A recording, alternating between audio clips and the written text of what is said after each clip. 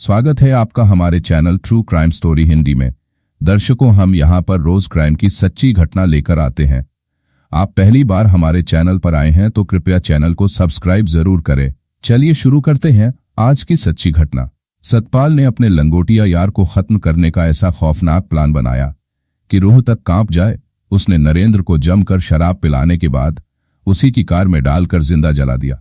आखिर एक दोस्त क्यों बना गद्दार?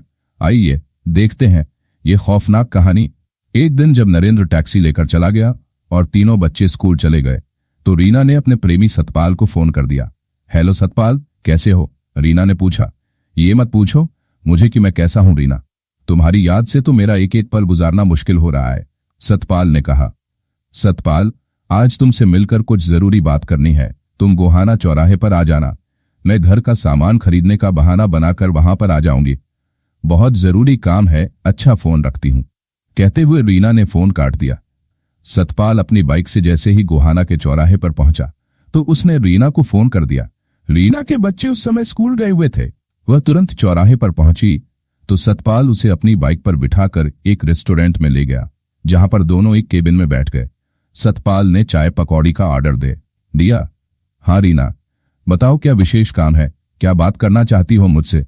सतपाल ने पूछा। ये देखो, आजकल नरेंद्र मेरी किसी तरह से रोज रोज जानवरों की तरह कुटाई कर रहा है, कहते हुए रीना ने अपनी पीठ दिखाई। सतपाल ने देखा कि उसकी पीठ पर डंडे के नीले निशान बने हुए थे। उसके चेहरे और होंठों पर भी पिटाई के निशान साफ साफ दिखाई दे रहे थे। रीना, अब तो पानी सिर से ऊपर जा रहा है, बोलो मैं क्या मदद कर सकता हूं? सतपाल ने रीना के हाथों को सहलाते हुए कहा। देखो सतपाल, अब मैं नरेंद्र के साथ एक पल भी रहना नहीं चाहती हूं। तुम अपनाओगे मुझे? रीना ने उसकी आंखों में देखते हुए कहा। रीना, मैं तुम्हारे लिए सब कुछ कर सकता हूं। तुम्हारे लिए तो मैं अपनी बीवी को भी छोड़ सकता हूं, सतपाल ने रीना की आंखों में देखते हुए कहा। तो फिर ठीक है, अब तुम्हें नरेंद्र नामक कांटे को हमारी जिंदगी से दूर करना होगा। बोलो, क्या तुम तैयार हो या फिर ऐसे ही आशिकी का दम भर रहे हो? रीना ने साफ साफ कह डाला। इसमें यदि हम फंस गए तो फिर हम दोनों ही जेल चले जाएंगे, सतपाल ने आशंकित होते हुए कहा। मुझे पता था कि तुम केवल नाम के ही शेर हो। अरे मेरे पास ऐसा प्लान है कि हमारे ऊपर कोई रत्ती भर का शक भी नहीं कर सकेगा, फिर हम दोनों आराम से साथ रह सकेंगे। ये कहते हुए रीना ने सतपाल के कान में अपना गोपनीय प्लान बता दिया। रीना यार, वाकई में तुम्हारा प्लान तो बड़ा सटीक है। ऐसे में हम दोनों के ऊपर कभी आंच तक नहीं आ पाएगी। सतपाल ने खुशी के मारे रीना के दोनों हाथ पकड़ लिए। अच्छा, अब काफी देर हो चुकी है। आजकल नरेंद्र कभी भी घर पर आ धमकता है, बस तुम अब उससे दोस्ती बढ़ानी शुरू कर दो। ये कहते हुए रीना वहां से चली गई। साजिश के तहत एक दिन सतपाल नरेंद्र से जाकर मिला और उसके पैरों पर गिरकर माफी मांगते हुए बोला। नरेंद्र भाई, मैं अपनी भूल स्वीकार करता हूं। तुम मेरे बचपन के दोस्त हो। तुम्हारे बगैर मुझे एक पल काटना भी दूभर हो गया है।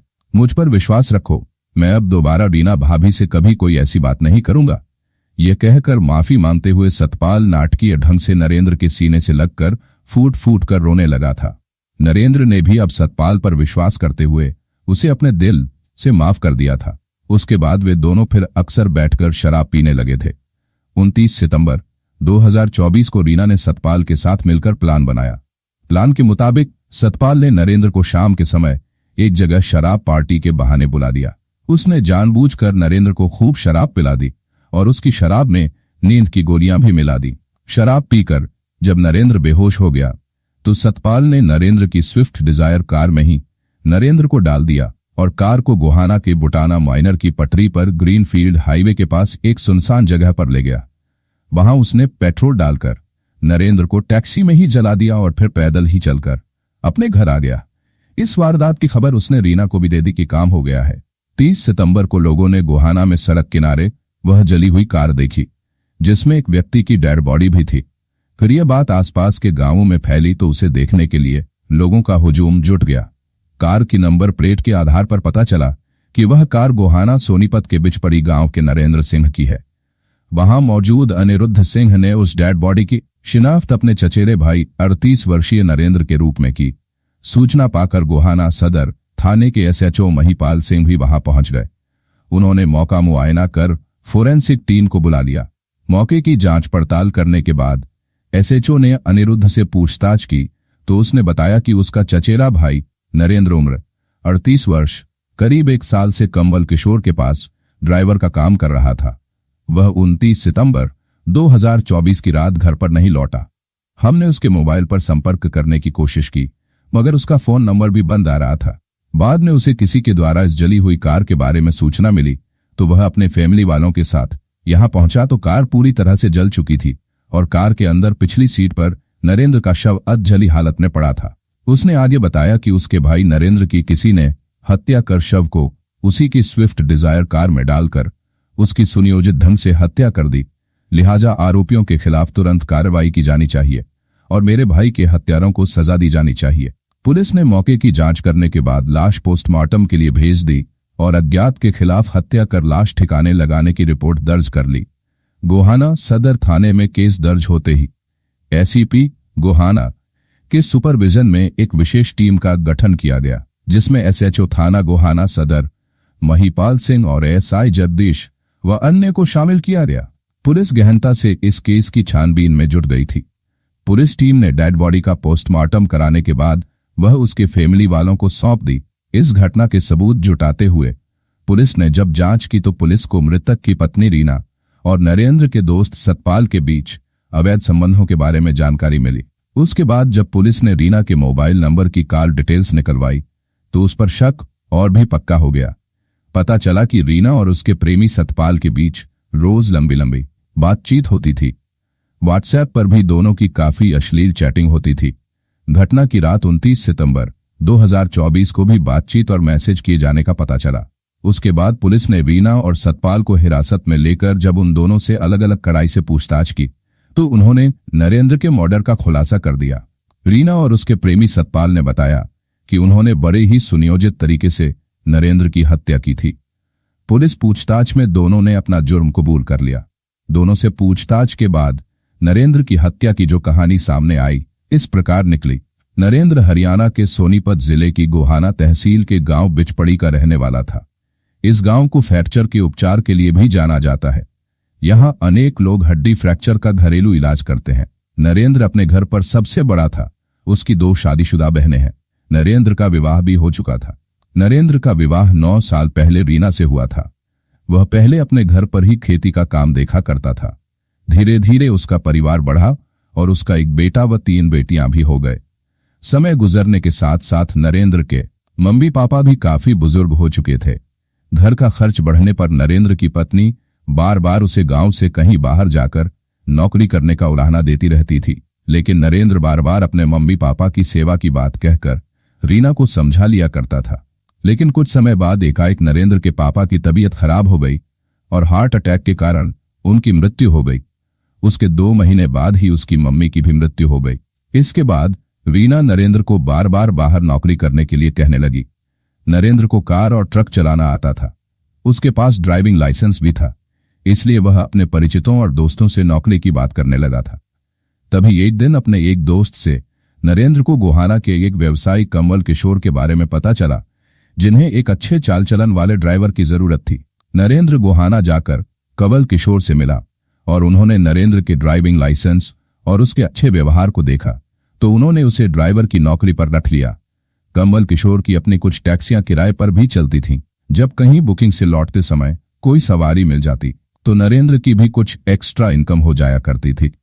जब अच्छे पैसे हाथ में आने लगे तो नरेंद्र ने गोहाना के विष्णुनगर में किराए पर 2 कमरे ले लिए और अपनी पत्नी रीना और 3 बच्चों को लेकर आ गया। उसने एक स्कूल में बच्चों का दाखिला भी करा दिया। एक दिन बुकिंग के बाद सवारी को छोड़कर नरेंद्र सोनीपत के रेलवे स्टेशन पर जाकर चाय पीने लगा।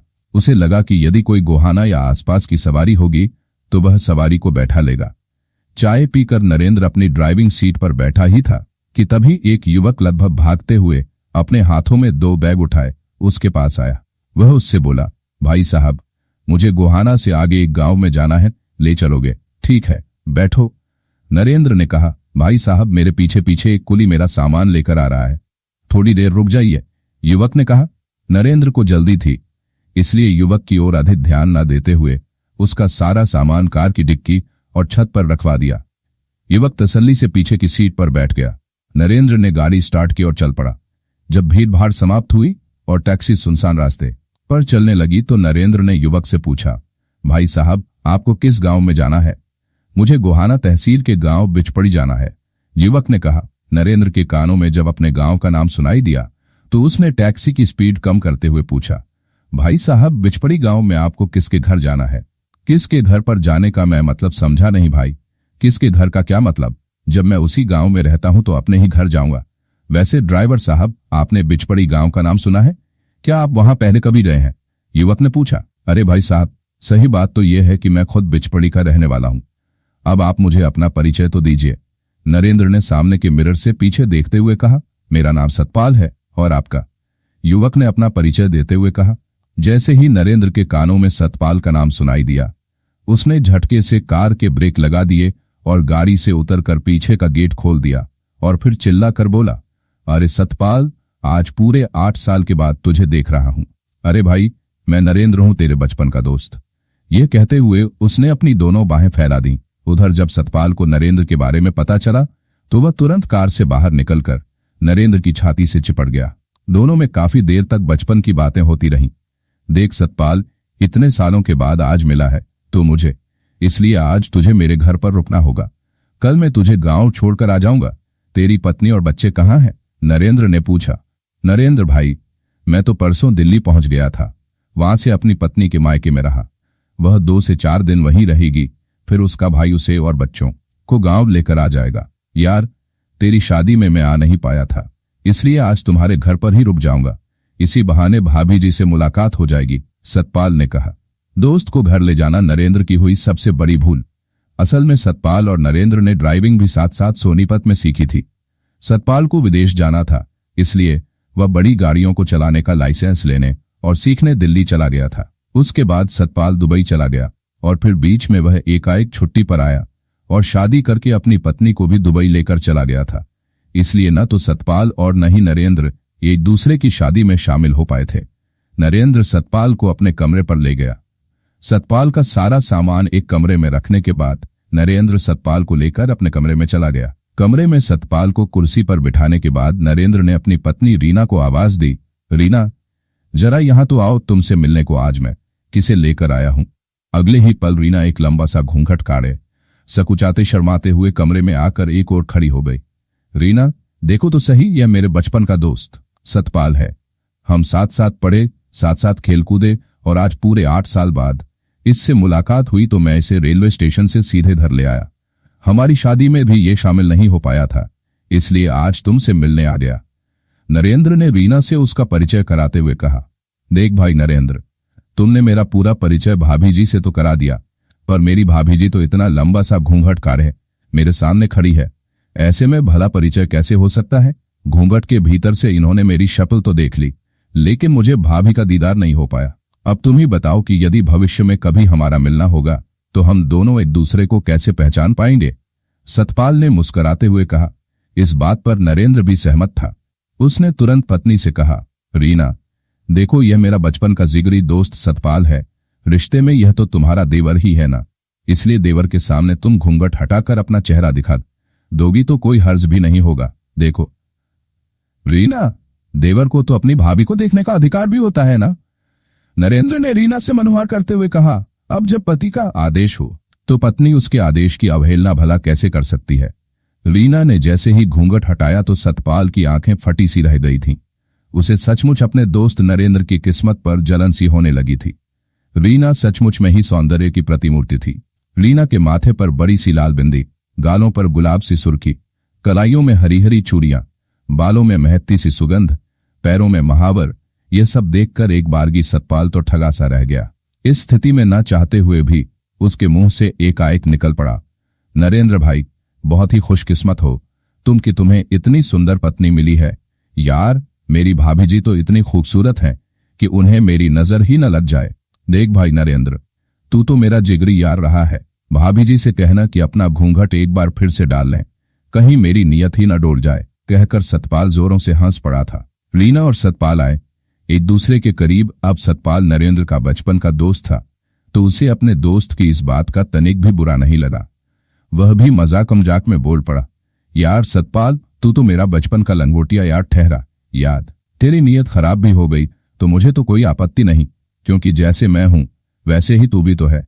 अब तू अपनी भाभी जी से पूछ ले कि उसे कोई ऐतराज तो नहीं है ना। अपने पति के मुंह से खुल्लम खुल्ला ऐसी बात सुनकर तो रीना पर जैसे धड़ों पानी पड़ गया था। वह शर्म से लाल हो गई। शर्म के मारे उसने वहां पर रहना अब उचित भी नहीं समझा और वह दोनों के लिए चाय बनाने का बहाना करते हुए, अपना मुंह छिपाते हुए रसोई का ओर बढ़ रही थी।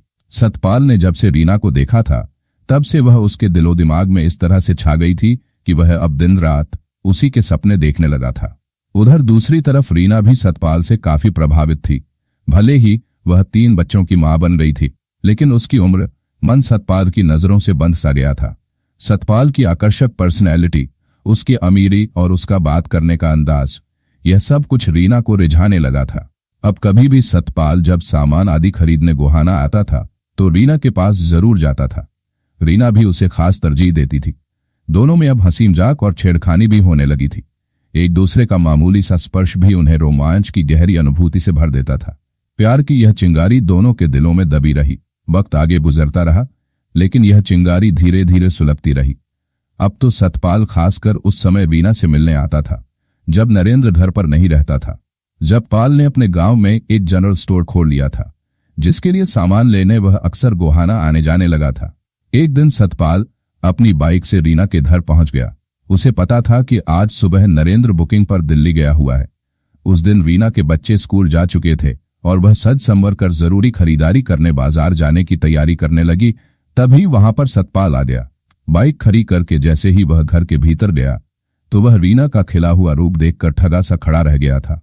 उसके मुंह से एकाएक निकल पड़ा, भाभी जी, आज आपको देखकर दिल खुश हो गया। आप बहुत ही खूबसूरत लग रही हैं। आज मुझे सचमुच उस दिन की याद आ गई जिस दिन मैंने इसी घर पर आपके चांद से चेहरे का दीदार किया था। अपनी तारीफ हर औरत को अच्छी लगती है। वह भी उलाहना देते हुए बोल पड़ी, देवर जी, उस दिन आज की तरह तुम आंखें फाड़ फाड़ कर बस मुझे ही देखे जा रहे थे। बड़े बेशरम हो तुम देवर जी। कहते हुए रीना मुस्कुरा पड़ी थी। आप एकदम सही कह रही हैं भाभी जी। मैंने जब पहली बार आपको देखा था तो मुझे नरेंद्र के भाग्य से जलन भी होने लगी थी। उस समय मैं सोच रहा था कि काश अगर आप मुझे पहले मिल जाती तो मैं आपको अपनी पत्नी जरूर बना लेता। सतपाल ने रीना की आंखों में आंखें डालते हुए कहा, देखो देवर जी, आप कुछ ज्यादा ही रोमांटिक हो रहे हो। ये बात ठीक नहीं है, आपकी शिकायत करनी पड़ेगी। रीना ने कहा, हाँ भाभी, मैं तो आपके रूप सौंदर्य का पुजारी हो गया हूँ।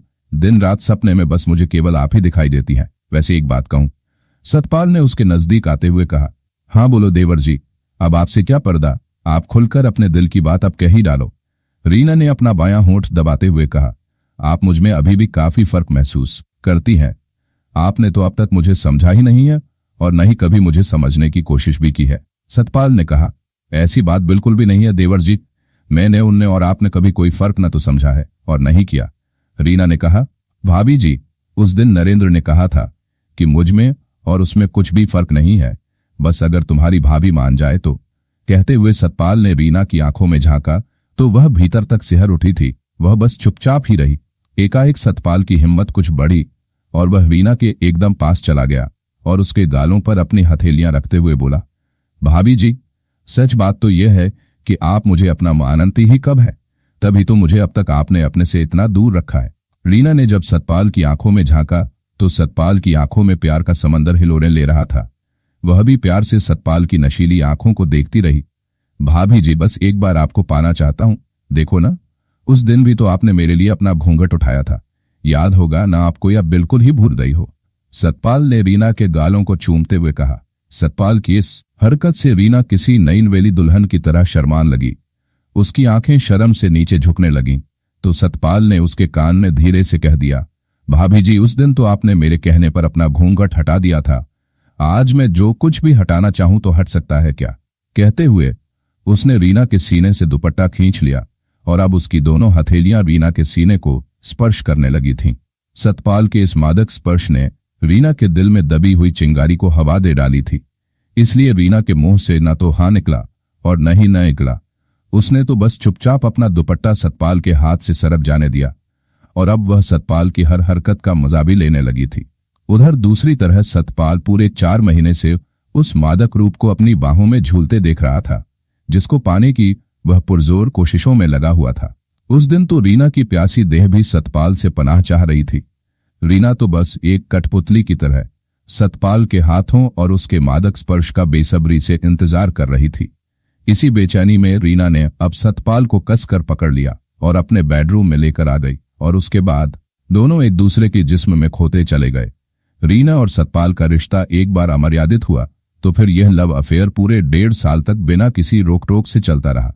एक दिन जब नरेंद्र अपनी बुकिंग पर टैक्सी लेकर चला गया तो रीना ने सतपाल को फोन करके अपने घर पर बुला लिया और दोनों बेडरूम में चले गए। इधर दूसरी तरफ जब नरेंद्र बुकिंग पर पहुंचा तो पता चला कि उस घर में अचानक किसी की डेथ हो गई थी, इसलिए बुकिंग करने वालों ने उस दिन की बुकिंग ही कैंसिल कर दी थी। उस दिन नरेंद्र ने सुबह सुबह जल्दी में जाने के कारण नाश्ता भी नहीं किया था, इसलिए उसने सोचा कि पहले घर जाकर नाश्ता करके फिर अपने मालिक के घर पर चला जाएगा। नरेंद्र जब घर पर पहुंचा तो उसे अपने घर के सामने सतपाल की बाइक खड़ी दिखाई दी। नरेंद्र ने सोचा कि सतपाल कुछ सामान लेने गोहाना आया होगा, साथ में अपनी पत्नी को अपनी भाभी से मिलाने घर आ गया होगा, इसलिए नरेंद्र ने टैक्सी खड़ी की और घर के अंदर आ गया। घर खुला हुआ था मगर वहां पर कोई नहीं था। नरेंद्र ने देखा कि बेडरूम का दरवाजा बंद था मगर उसमें अंदर से चिटकनी नहीं लगाई हुई थी। नरेंद्र ने किवाड़ों को धकेला और जब उसकी नजर अपने बेडरूम पर पड़ी तो उसने देखा कि उसकी पत्नी रीना और उसके बचपन का दोस्त सतपाल आपत्तिजनक अवस्था में एक दूसरे से गुंथे हुए वासना के समंदर में गोते लगा है। उसकी आंखें ये सब देखकर खुली की खुली रह गईं। उसे अपनी पत्नी और अपने बचपन के दोस्त सतपाल की इस शर्मनाक हरकत पर बहुत गुस्सा आया। सतपाल ने जब नरेंद्र को देखा तो वह फटाफट अपने कपड़े उल्टे पुल्टे पहनकर अपनी बाइक लेकर वहां से निकल भागा। अब नरेंद्र के हाथ में रीना आई तो उसने रीना की लात घूंसों से जमकर पिटाई की। इसके साथ ही उसने रीना के बाहर जाने और सतपाल से घर पर या बाहर मिलने पर सख्ती से पाबंदी लगा दी। इस प्रतिबंध का किसी तरह 1 महीना गुजर गया था। दरअसल रीना और सतपाल तो एक दूसरे के दीवाने हो चुके थे। अब न तो सतपाल को अपनी पत्नी की फिक्र थी और न ही रीना को अपने पति नरेंद्र की। नरेंद्र को ठिकाने लगाने के बाद सतपाल बेफिक्र हो गया था कि हत्या में अब उसका नाम नहीं आ पाएगा, लेकिन कानून के लंबे हाथ उसकी गर्दन तक पहुंच ही गए। सतपाल और उसकी प्रेमिका रीना से पूछताछ करने के बाद पुलिस ने दोनों को कोर्ट में पेश किया, जहां से दोनों को जेल भेज दिया। मिलते हैं दर्शकों एक और सच्ची कहानी लेकर, तब तक अपना ख्याल रखें और जुर्म के खिलाफ लड़ने की मुहिम में हमारा साथ देने के लिए कृपया चैनल को सब्सक्राइब और वीडियो को लाइक जरूर करें। जय हिंद।